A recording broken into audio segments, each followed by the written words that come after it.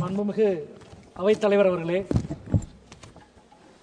உலக மக்கள் தொகையில் 20% மக்கள் தொகையை கொண்ட இந்தியா உலக வர்த்தகத்தில் 2% மட்டுமே தன் பங்காக கொண்டிருக்கிறது.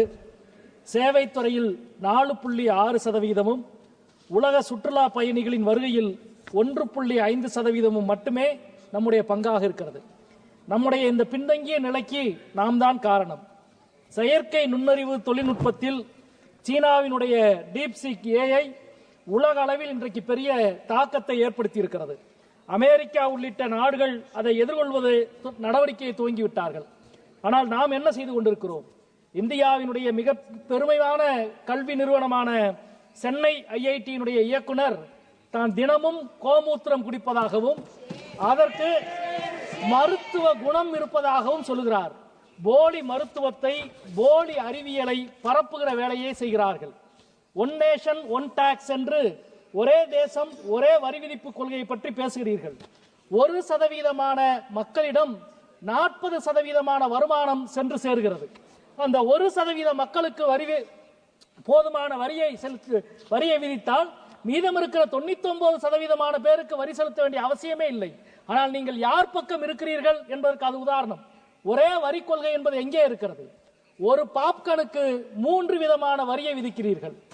பொட்டணம் கட்டாத பாப்கார்னுக்கு 5% வரி, அட்டைப்பட்டியிலே இருக்கிற பாப்கார்னுக்கு 12% வரி, இனிப்பு தடவிய பாப்கார்னுக்கு 18% வரி. நண்பர்களே, இந்த அரசு மாண்புமிகு குடியரசுத் தலைவருடைய உரையிலே இருக்கிற விஷயம், இந்த அரசு தமிழ்நாட்டின் தேவையை மறுக்கிற அரசாக, தமிழ்நாட்டின் உரிமையை மறுக்கிற அரசாக, தமிழ்நாட்டின் பெருமையை மறுக்கிற அரசாக இருக்கிறது. 1000 கிலோமீட்டர் பயண பாதையை மெட்ரோ ரயில் மூலம் உருவாக்கி இருக்கிறோம், உலகின் 3வது பெரிய நாடு என்று இந்த அரசு பெருமையோடு சொல்லுகிறது. நான் கேட்கிறேன், இந்த 1000 கிலோமீட்டரில் தமிழ்நாட்டில் இயங்குகிற மெட்ரோவினுடைய அளவு எவ்வளவு தெரியுமா? வெறும் 54 கிலோமீட்டர் மட்டும்தான். உத்தரப்பிரதேசத்தில் 5 நகரத்தில் மெட்ரோ இருக்கிறது. மகாராஷ்டிராவில் 4 நகரத்தில் மெட்ரோ இயங்குகிறது. குஜராத்தில் 2 நகரத்தில் மெட்ரோ இயங்குகிறது. மத்திய பிரதேசத்தில் 2 நகரத்தில் மெட்ரோ இயங்குகிறது. ஆனால் தமிழ்நாட்டில் ஒரே ஒரு நகரத்தில் மட்டும்தான் 54 கிலோமீட்டர் மட்டும்தான் மெட்ரோ இயங்குகிறது. மதுரையினுடைய மெட்ரோ எங்கே, கோவையினுடைய மெட்ரோ எங்கே என்று மாநில அரசு மீண்டும் மீண்டும் கேள்வி எழுப்புகிறது. நாங்கள் இந்த அவையிலே கேள்வி எழுப்புகிறோம். மத்திய அரசு இப்பொழுது வரை பதில் சொல்ல மறுக்கிறது, ஒதுக்கீடு செய்ய மறுக்கிறது. அதே நேரத்தில் இந்த அவையில் பெருமையோடு நாங்கள் அனைவரும் சொல்லிக் கொள்வோம், உங்களது டங்ஸ்டன் சுரங்க சதி திட்டத்தை முறியடித்த பெருமையோடு தமிழ்நாட்டு எம்பிக்கள் இந்த அவையிலே வந்து நாங்கள் நின்று கொண்டிருக்கின்றோம். மாண்புமிகு தமிழக முதல்வர் அவர்கள் தனி தீர்மானத்தை சட்டமன்றத்திலே கொண்டு வந்து நிறைவேற்றினார். அந்த மதுரை மாவட்டத்தின் மேலூரிலே இருக்கிற அனைத்து ஒன்றியங்களிலும் ஊராட்சிகளிலும் தீர்மானம் நிறைவேற்றினோம். ஆனாலும் ஒன்றிய அமைச்சர் டங்ஸ்டன் சுரங்க திட்டத்தை கைவிட மாட்டோம் என்று ஒரு முறை, இருமுறை அல்ல 3 முறை அறிக்கை விட்டார். ஆனாலும் நாங்கள் தளரவில்லை. விடாப்பிடியான போராட்டத்தை 77 நாட்கள் நடத்தியதால் இன்றைக்கு வெற்றியோடு நாங்கள் வந்திருக்கிறோம். இந்த வெற்றிக்கு பிறகு மாண்புமிகு அமைச்சர் அவர்கள் சொல்லுகிறார், மக்கள் இனிமேல் நிம்மதியாக தூங்குவார்கள் என்று சொல்லுகிறார். மக்கள் இனிமேல் நிம்மதியாக தூங்குவார்கள். சரி, இந்த தூக்கத்தை கெடுத்தது யார்? நீங்கள் தூக்கத்தை கெடுத்தவர்கள். மக்கள் மகிழ்ச்சியோடு இருப்பார்கள் என்று டங்ஸ்டன் திட்டத்தை ரத்து செய்துவிட்டு அமைச்சர் சொல்லுகிறார், அது எங்களுக்கு தெரியும், மக்கள் மகிழ்ச்சியோடு இருப்பார்கள் என்று. ஆனால் இந்த துயரத்தை கொடுத்தது யார்? நீங்கள் கொடுத்தீர்கள். எனவே தான் மக்கள் விடாப்பிடியான போராட்டத்தை நடத்தி இன்றைக்கு டங்ஸ்டன் சுரங்க திட்டத்தை ரத்து செய்ய வைத்திருக்கிறார்கள். ஆனால் இன்றைக்கு மாண்புமிகு ஜனாதிபதி உரையிலே என்ன சொல்கிறீர்கள்? அரிய வகை கனிமங்களை எல்லாம் தனியார் கைகளுக்கு அனுமதிக்கப்படும் என்று ஜனாதிபதி உரையில் நீங்கள் குறிப்பிடுகிறீர்கள். ஒரு இரையை பறித்துவிட்டு பெரும் விருந்தே நாங்கள் கொடுக்கிறோம் என்று இன்றைக்கு தனியார் நிறுவனங்களுக்கு நீங்கள் கொடுக்கிறீர்கள். ஒரு அரிட்டாபட்டியை நாங்கள் காப்பாற்றி விட்டோம், அதற்கு பதிலாக இந்தியாவில் பல அரிட்டாபட்டிகளை நாங்கள் உருவாக்குவோம் என்று நீங்கள் சொல்லுகிறீர்கள். அதே போல இந்த அவையில் மிக பெருமைக்குரிய விஷயம், மரியாதைக்குரிய தூத்துக்குடியினுடைய நாடாளுமன்ற உறுப்பினர் அவர்கள் இங்கே மிக கம்பீரமாக சொன்னதை போன்று இந்தியாவினுடைய வரலாற்றில் வசீகரமான ஒன்று இரும்பு தொழில்நுட்பம்.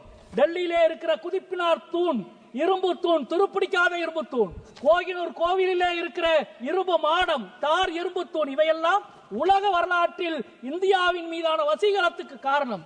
இந்த வசீகரத்தினுடைய பெருமைகளில் மணியான முத்தான ஒரு பெருமை இப்பொழுது உருவாகி இருக்கிறது. மாண்புமிகு தமிழக முதல்வர் அவர்களால் தமிழக அரசால் அறிவிக்கப்பட்ட இரும்பு தொழில்நுட்பத்தினுடைய காலம் 5300 ஆண்டுகளுக்கு முன்பே தமிழ்நாட்டில் இரும்பு தொழில்நுட்பம் இருந்தது என்பது உலக வரலாற்றின் ஒரு மிக முக்கியமான செய்தி. இந்த விந்திய மலைக்கு தெற்கே செம்பு மட்டும்தான் பயன்பாட்டிலே இருந்த காலத்தில் விந்திய மலைக்கு தெற்கே குறிப்பாக தமிழ்நாட்டில் இரும்பு பயன்பாடு வந்துவிட்டது.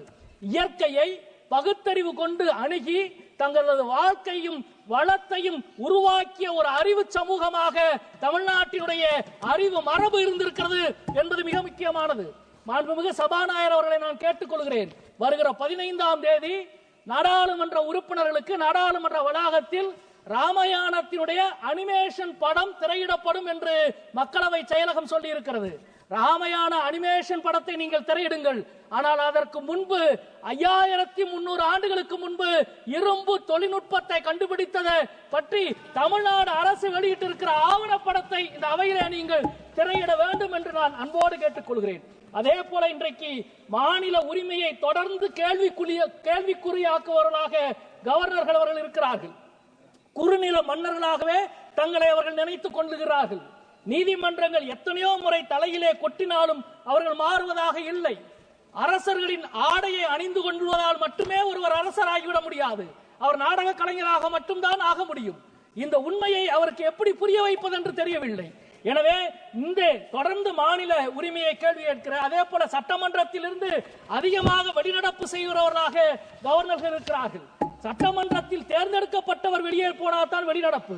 இந்த அவையிலே தேர்ந்தெடுக்கப்பட்ட நாங்கள் வெளியேறினால் தான் அது வெளிநடப்பு.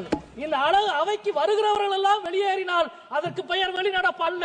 தனக்கு இல்லாத அதிகாரத்தை இருக்கிறதாக நினைக்கிற அறியாமையை எப்படி போக்குவது என்று தமிழ்நாட்டு மக்களுக்கு தெரியவில்லை. இந்த அவையிலே நான் இதை மீண்டும் இங்கே குறிப்பிட வேண்டும் என்று நினைக்கின்றேன். அதே போல கிளாசிக்கல் லாங்குவேஜ் மாண்புமிகு குடியரசுத் தலைவர் அவர்கள் செம்மொழியை பற்றி சொன்னார். நான் இங்கே மிக பணிவோடு தெரிவித்துக் கொள்ள வேண்டிய விஷயம், அரசியல் சாசனத்தினுடைய விவாதத்தினுடைய ஒரு மிக முக்கியமான விஷயத்தை இங்கே மேற்கோள் காட்ட வேண்டும் என்று நினைக்கின்றேன்.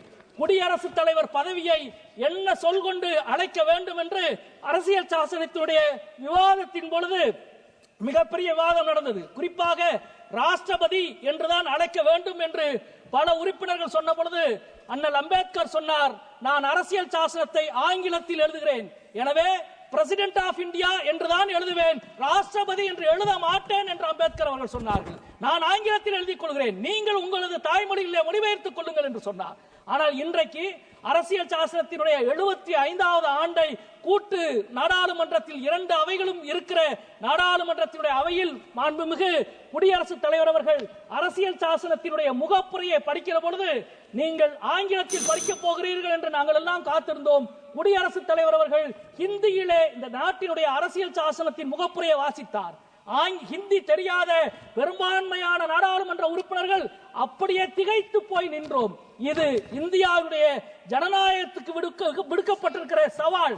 ஒரு மொழியின் ஆதிக்கத்தின் கீழ் இந்த அரங்கத்தை நீங்கள் கொண்டு வர நினைத்தால் இந்தியாவின் பெரும்பான்மையான இந்திய மொழிகளினுடைய பிரதிநிதிகள் அதை ஒருபோதும் அனுமதிக்க மாட்டார்கள் என்பதை தெரிவித்துக் கொள்கின்றேன். நன்றி, வணக்கம்.